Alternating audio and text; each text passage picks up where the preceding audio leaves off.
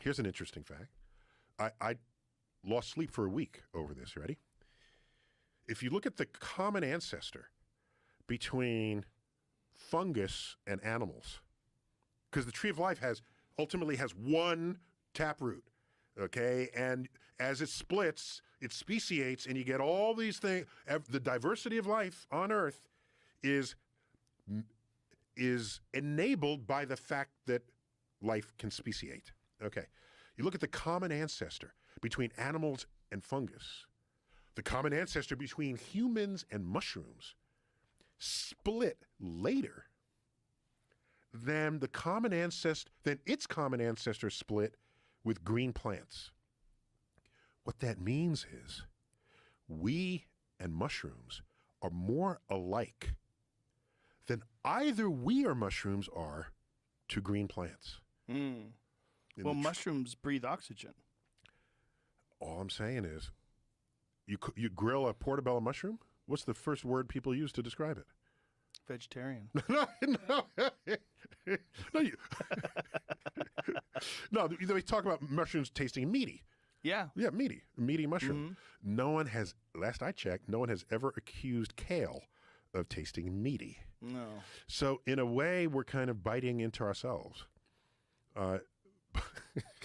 Plus mushrooms, shrooms, people have whole relationships with mushrooms. Oh, yeah. Yeah. Oh, yeah. So, and mushrooms are fungus. Fungus thrives on our body. Have you ever done psychedelic mushrooms? I've never done anything psychedelic. Why? Can I tell you why? Yeah, please do. So I don't know if it's a good reason. I don't know if it's the best reason that can exist, but for me it's a really good reason. The human mind barely works as it is. Barely. You ever see a book of optical illusions? Mm-hmm. No one doesn't love a good book of optical illusions. And you turn the page, oh, what is that? Oh, is it in the page, out of the page? Is the line longer? Is it shorter? And you scratch in your head. These are simple line drawings that confound the human mind's ability to interpret. Our brain barely works as an accurate decoder of the natural world around you. You now want to stir in chemicals? I recognize it'll take you on a ride, but I have always valued objective reality. I don't want anything interfering with my understanding of what is actually happening in front of me. And there are people who would claim that under the influence, they're accessing some actual other reality. All I can say is, if in that other reality you can, invent the James Webb Space Telescope, tell me about it. If you can figure out how to fly, and if you can do that, tell us about it.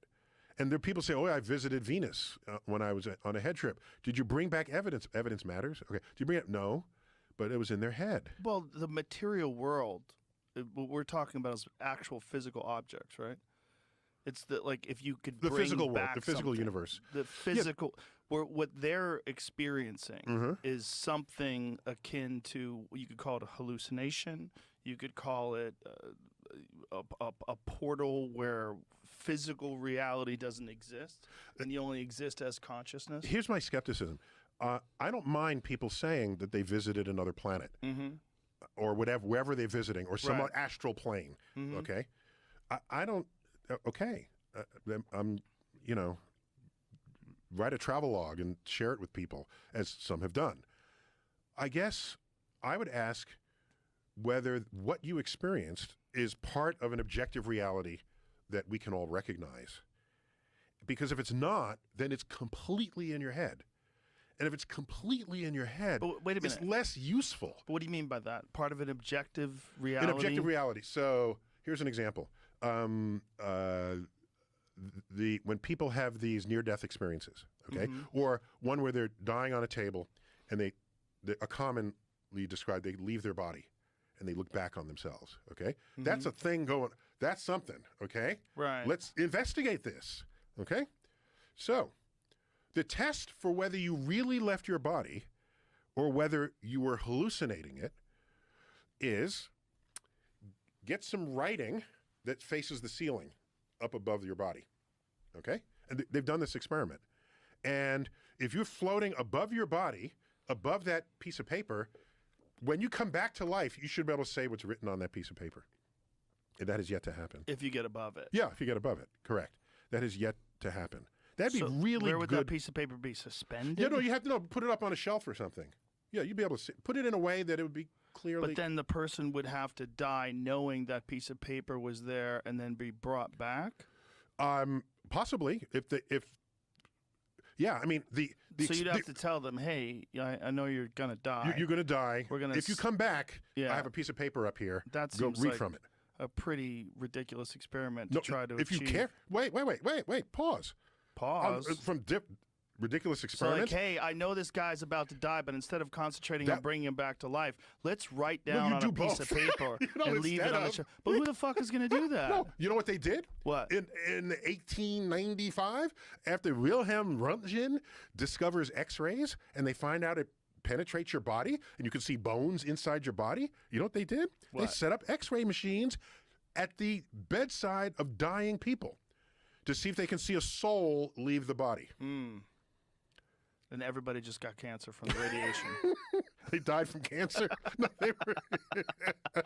I thought that was an admirable attempt. Yes, interesting. To make a measurement. Yeah, that's interesting. But, yes. But how would you possibly know that someone is going to die and or have a near-death experiment? Near-death experience, rather, and then put a piece of paper on a shelf. What you want to do, you'd have to be really organized about that.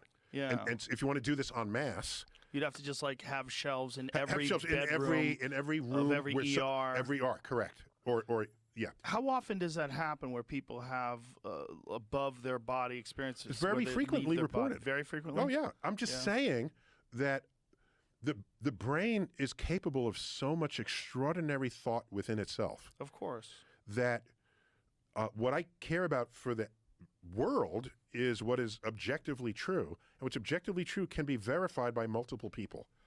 And if it's only true within your head, it's not useful, is all I'm saying. How could it not be useful? To if it's other useful people. To you. Oh, and yeah. if useful to you, useful to other but people. hold on, Other if it's people. useful to you, and then that usefulness to you actually manifests itself in something that gets created because of this experience, like Kerry Mullis created the PCR method because he had an acid trip, and during the acid trip came up with this idea.